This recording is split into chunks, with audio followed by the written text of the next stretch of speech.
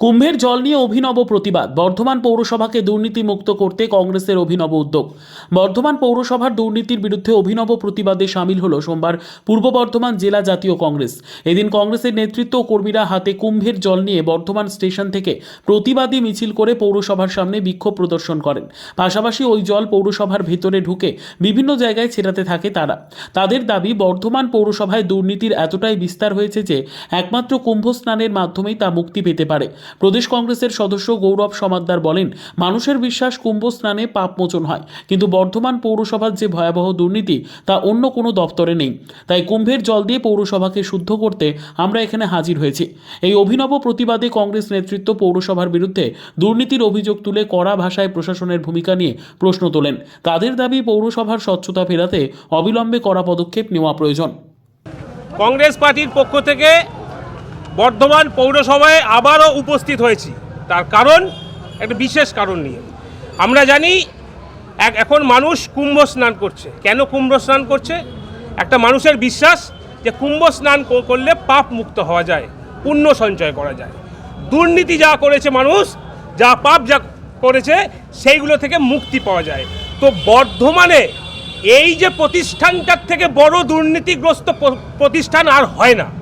তো তাই আজকে আমরা কংগ্রেস পার্টির পক্ষ থেকে এসছি কুম্ভর জল নিয়ে বর্ধমান পৌরসভাকে স্নান করানোর জন্য, যাতে বর্ধমান পৌরসভা একটু পাপ মুক্ত হতে পারে। কারণ এত দুর্নীতিগ্রস্ত বর্ধমান পৌরসভার অধীনে হচ্ছে, এত অবৈধ নির্মাণ হচ্ছে, বিনা প্ল্যানে বাড়ি হচ্ছে, টাকা পয়সা নিয়ে বেশ কিছু কাউন্সিলররা যা খুশি করে বেড়াচ্ছে।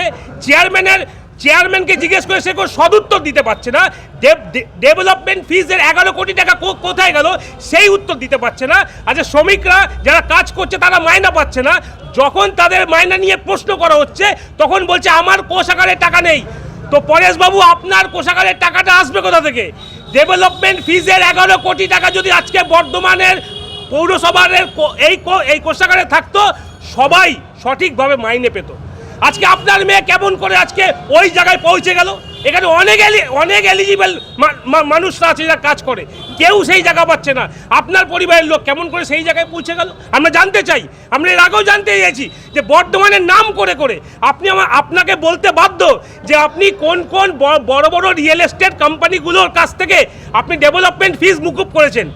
কাউন্সিলররা পর্যন্ত জানে না, বোর্ড অফ মিটিংয়ে সেই পাস হয়নি।